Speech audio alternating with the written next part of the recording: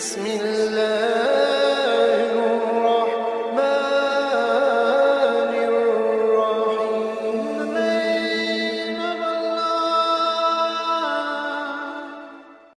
Setiap pertemuan pasti ada perpisahan. Setiap awal pasti ada akhirnya. Dan setiap permulaan kisah pasti ada penutupnya. Rasulullah Shallallahu Alaihi Wasallam diberikan tugas oleh Allah Subhanahu Wa Taala sebagai perantara hidayah untuk umat-umatnya agar mereka menyembah Allah Subhanahu Wa Taala. Dan begitu selesai tugas itu, tentu Rasul akan kembali lagi kepada Allah Subhanahu Wa Taala.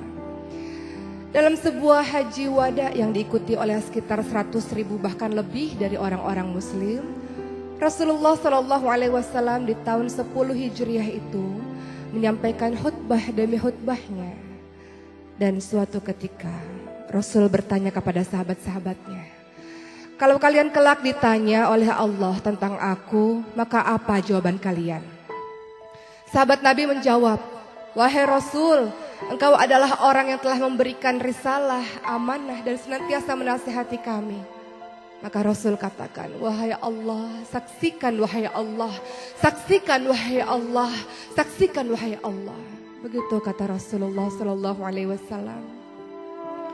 Tahun terus berganti, di tanggal atau di tahun 11 Hijriah, Rasulullah Sallallahu Alaihi Wasallam menderita sakit panas. Sakit akibat diracuni oleh orang Yahudi, seorang wanita Yahudi di tahun 7 Hijriah pada saat perang Khaybar. Seorang wanita tersebut menaburkan racun di daging yang dimakan oleh Rasulullah. Dan dampak dari racun tersebut mulai terasa di tahun 11 Hijriah. Rasulullah Shallallahu Alaihi Wasallam dalam keadaan sakit, kemudian pergi ke pemakaman Baqi dan mendoakan seluruh para syuhada yang berada di Baqi. Rasul katakan, sesungguhnya kami, sesungguhnya aku pun akan menyusul kalian. Pada saat itu Rasulullah Shallallahu Alaihi Wasallam meminta izin kepada istri-istrinya untuk beristirahat di rumah Aisyah, istri yang sangat dicintai oleh Rasulullah Shallallahu Alaihi Wasallam. Dalam keadaan sakit, suatu ketika Rasul dipapah oleh Fadl bin Abbas dan Ali bin Abi Thalib untuk datang ke masjid, untuk datang ke mimbar dan berkhutbah di depan seluruh sahabat-sahabatnya. Rasul katakan, tidak ada yang aku khawatirkan dengan kalian kecuali pada saat dunia ini dibentangkan oleh kalian dan kalian berlomba-lomba untuk mengejarnya, dan dunia itulah yang akan membinasakan kalian, kata Rasulullah. Rasul melanjutkan lagi, seorang hamba Allah diberi pilihan oleh Allah untuk berada terus di muka bumi ini atau kembali kepada Allah dan menatap wajah Allah. Dan hamba tersebut memilih untuk kembali kepada Allah Subhanahu wa Ta'ala. Abu Bakar yang mendengar hal tersebut kemudian terseduh-seduh dan menangis, bersimbah air mata, dan ia mengatakan, wahai Rasulullah, aku, orang tuaku, ayahku, ibuku, jiwaku, hartaku menjadi tebusan untukmu, wahai Rasulullah. Rasul berusaha menenangkan Abu Bakar dan Rasul katakan, tenang Abu Bakar, dan tetaplah berada di tempatmu, wahai Abu Bakar. Seluruh sahabat merasa heran dengan kata-kata dari Abu Bakar dan air mata yang turun dari mata Abu Bakar. Mereka kemudian paham bahwa ternyata itulah isyarat bahwa hari terakhir dari Rasulullah Sallallahu Alaihi Wasallam. Rasul lebih memilih Allah, Rasul lebih memilih memandang wajah Allah dibanding dengan terus berada di muka bumi ini. Maka seluruh sahabat pun menangis di masjid tersebut. Rasulullah dalam keadaan semakin lemah, kemudian dipapah kembali oleh Ali bin Abi Thalib dan Fadl bin Abbas kembali ke rumahnya. Pada saat itu Rasulullah berada di pangkuan di dadanya Aisyah, dan di subuh hari Rasulullah Shallallahu Alaihi Wasallam berjalan tak seperti biasanya karena sebenarnya Rasul sudah semakin melemah. Namun pada hari itu Rasul membuka tirai di depan pintu rumah Aisyah yang langsung berhadapan dengan para sahabat yang sedang melaksanakan sholat subuh dipimpin oleh Abu Bakar. Hampir dan nyaris saja seluruh sahabat membatalkan sholat tersebut. Karena menurut mereka, lihat Rasul sudah sembuh, Rasul sudah segar, Rasul bisa kembali menjadi imam sholat kita, menjadi pemimpin kita. Hampir saja mereka membatalkan sholat tersebut. Namun Rasul kembali memberi isyarat untuk tetap melanjutkan sholat itu. Dan mereka mengira senyuman yang dilakukan oleh Rasulullah adalah tanda bahwa Rasul akan kembali kepada mereka. Namun tidak, kenyataannya Rasul kembali ke dada, ke pelukan dari Aisyah, istri yang dicintainya. Dan pada saat itu Fatimah datang ke rumah Aisyah. Dan Fatimah biasanya disambut oleh Rasul. Rasul berdiri biasanya. Rasul mencium Aisyah, Fatimah biasanya. Namun apa yang terjadi pada saat itu? Rasulullah SAW dalam keadaan lemah dan tak sanggup untuk menyambut kedatangan Fatimah. Maka Fatimah pun memandang ayahnya. Wahai ayah, betapa berat penderitaanmu wahai ayah. Betapa luar biasanya kesakitanmu wahai ayah. Apa kata Rasulullah? Inilah hari terakhir di mana aku merasakan penderitaan wahai Fatimah.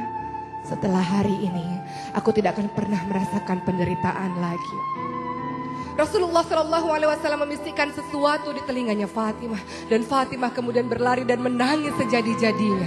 Dan kemudian Rasul mengatakan, kembali Fatimah. Rasul kembali membisikkan kalimat-kalimat kepada Fatimah. Dan Fatimah pun kembali tertawa. Dan ternyata di kemudian hari orang-orang dan Aisyah bertanya pada Fatimah tentang bisikan Rasul. Fatimah menjawab, di bisikan pertama Rasul katakan bahwa Rasul akan pergi meninggalkan kita semua. Itu yang membuat aku menangis. Dan di bisikan kedua Rasul mengatakan bahwa aku adalah orang yang paling pertama untuk menyusul ayahku Rasulullah. Dan itulah yang membuatku tertawa. Matahari semakin meninggi dan Rasulullah SAW semakin melemah. Pada suatu ketika ada seseorang mengetuk pintu rumah Rasulullah SAW. Dan Fatimah membuka pintu rumah tersebut dan mengatakan, untuk apa engkau datang kemari? Ayahku sedang sakit. Orang tersebut mengatakan, tidak, aku harus bertemu dengan ayahmu. Untuk apa? Ayahku sedang sakit. Fatimah menutup pintu rumah itu dan Rasulullah memanggil Fatimah dengan mengatakan, Fatimah, dialah malaikat maut Fatimah.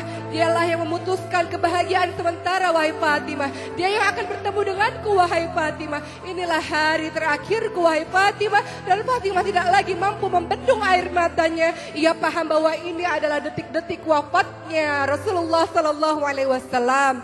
Dalam keadaan lemah, malaikat maut menjumpai Rasulullah SAW. Rasul bertanya di mana malaikat Jibril, dan malaikat Jibril pun datang menjumpai Rasulullah. Rasul bertanya, apa hakku di hadapan Allah Subhanahu wa taala wahai malaikat Jibril? Malaikat Jibril menjawab bahwa Allah Subhanahu wa taala telah menantimu di surga. Bahwa seluruh malaikat-malaikat telah menantimu di pintu-pintu langit untuk menyambut kedatangan ruhmu wahai kekasih Allah. Dan apa yang dilakukan Rasulullah? Rasul tidak tersenyum. Malaikat Jibril berkata, kenapa kau tidak tersenyum? Aku memikirkan umatku wahai malaikat Jibril. Bagaimana dengan umatku sepeninggalanku? Malaikat Jibril mengatakan, aku pernah mendengarkan Allah berfirman, tidak akan masuk surga kecuali orang-orangmu, umat-umatmu yang masuk surga terlebih dahulu. Maka perlahan-lahan ditariklah ruh dari Rasulullah SAW dan Rasul mengatakan, betapa dahsyat rasa sakit ini wahai malaikat, betapa dahsyat rasa sakaratul maut ini. Kalau engkau mau wahai Allah, timpakan rasa sakit seluruh umatku terhadapku wahai Allah. Rasulullah SAW memikirkan bagaimana rasa sakit sakaratul maut umatnya, dan kemudian Rasulullah SAW pun semakin menderita sakit yang sangat parah, seperti dicacah oleh pedang rasa sakaratul maut tersebut.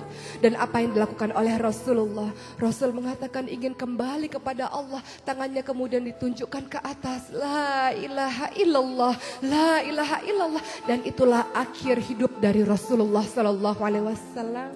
Aisyah bingung, Aisyah merasa bersedih. Kemudian ia berlari di depan pintu rumahnya dan mengatakan, Rasulullah telah wafat. Rasulullah hari ini telah meninggalkan kita semua.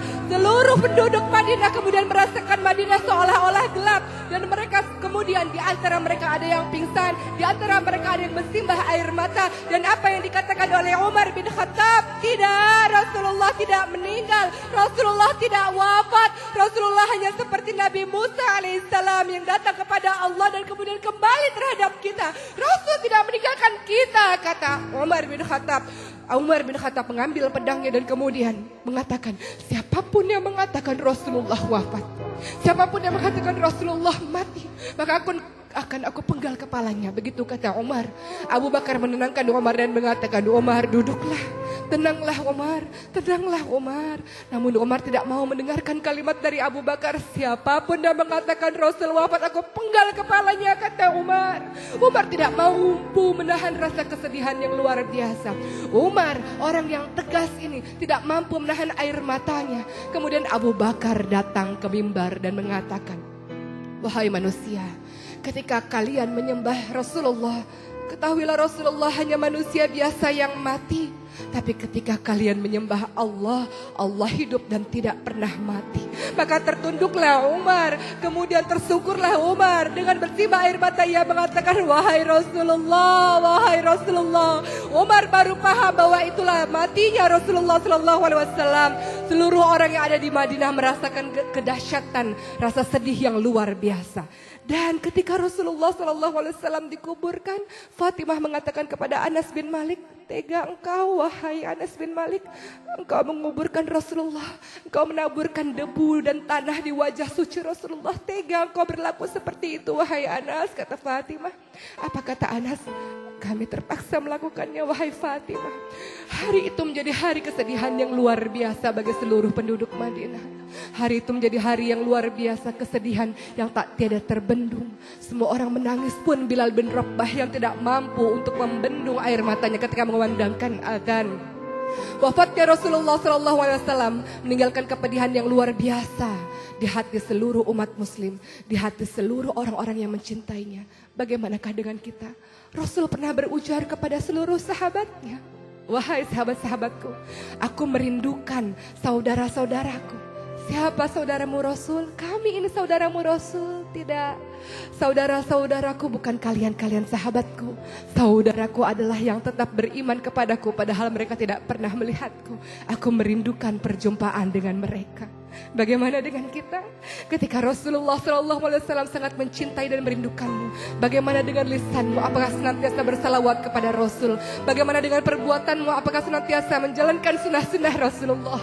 Bagi kita yang mengaku cinta terhadap Rasulullah, tenang, kita akan kembali bertemu dengan Rasulullah, karena Rasul senantiasa menunggu kita di telaganya Allah, di syurganya Allah. Rasul merindukan kita, mencintai kita, dan Rasul berharap kita mengikuti semua sunnah-sunnahnya agar kita bisa kembali kepada orang yang paling kita cintai. Siapa? Rasulullah Sallallahu Alaihi Wasallam. Mudah-mudahan kisah ini membuat kita mencintai dan lebih merindui Rasulullah. Dan ingat, setiap perpisahan di muka bumi ini akan ada pertemuan yang abadi kelak, di mana di syurganya Allah. Jangan ada air mata. Kita kembali bersama Rasulullah, bertemu dengannya di syurganya. Insya Allah, wahai pecinta Rasulullah. Mudah-mudahan menjadikan hikmah. Insya Allah.